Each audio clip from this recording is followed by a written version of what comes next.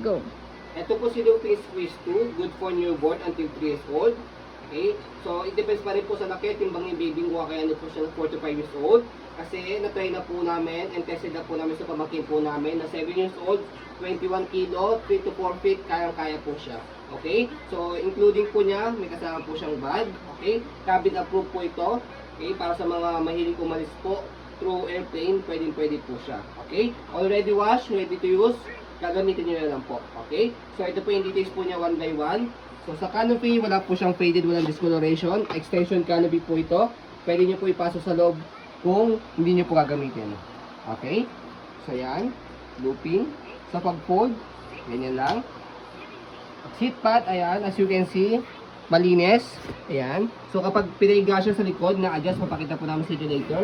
So, ganyan po siya kahaba sa kalapad po, pag nakahiga po. 5 harness, safe na safe si baby, wala po yung putol. Adjustable po. Okay. Ayan. So, adjustable leg rest. Ayan. Sige, hindi ko ma-shoot. Teka lang. Ayan, hindi ko ma-shoot. Okay, nakalock. So, adjustable leg rest. Yan, kung nakaupo, pwede nyo adjust. Okay. Saan natin? Iupo. Okay. Regarding naman po sa front handle, ayan, may pad din po siya. Pag ilalagay si baby, press nyo lang po ito. And then, buka nyo lang po siya. Okay, so may zipper po siya para pwede nyo po siyang labhan.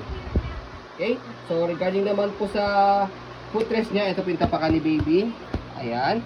So, gulong, okay na okay po yung gulong po niya, hindi po yung pudpod. Yan. Okay. Easy to maneuver.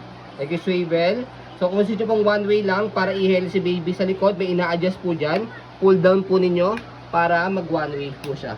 Okay. Pag tatanggalin po nyo yung gulong, itong steel na to, press nyo lang po siya. Okay. Ayan. Okay. So, yan yung gulong. Pakita lang natin. Ayan yung wheels niya. Okay, so body frame sa right side, ayan po yung details. Okay. No hard scratch. No hard scratch po yan, no silver scratch. Meaning po yun, yung silver scratch hindi po malalim o uka po yung pinaka-scratch po niya. So kaya pwede po ito sa masaselan po. So, gulong sa likod, okay din po, hindi po siya pudpod. Okay, yan. So stopper, naka-go, green. Tapakan nyo lang po, magko-color red, naka-stop po siya. Basket, okay na okay. Yan, marami kayong mailalagay. So, sa likod, dito po siya ina-adjust. Press nyo po ito, kalahati, semi-reclined, full reclined, kaya pang newborn. Ito po yung likod po niya. Okay? So, patakin nyo lang po ito para pag-iupo po siya. Ayan. Okay? So, body frame naman po sa left side, yan po yung details po. Yan. So, regarding naman po sa handle natin, ito po yung details ng handle natin. Ayan. Okay na okay yung handle natin. So, yan. So, stroll po muna natin para makita nyo po na wala pong issue yung stroller. At gagamitin na lang dito. Okay. So, okay maneuver.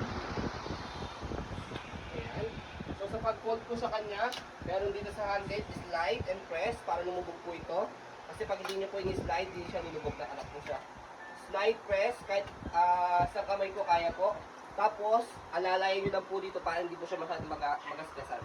Okay? Fold po pa ganyan. And then, may lock siya dito sa gilid. Okay? Pwede siyang hand carry. Pwede siyang shoulder carry. Kapag ilalagay nyo po itong bag po niya. Dito. Okay? Sa pag-open po sa kanya, yan.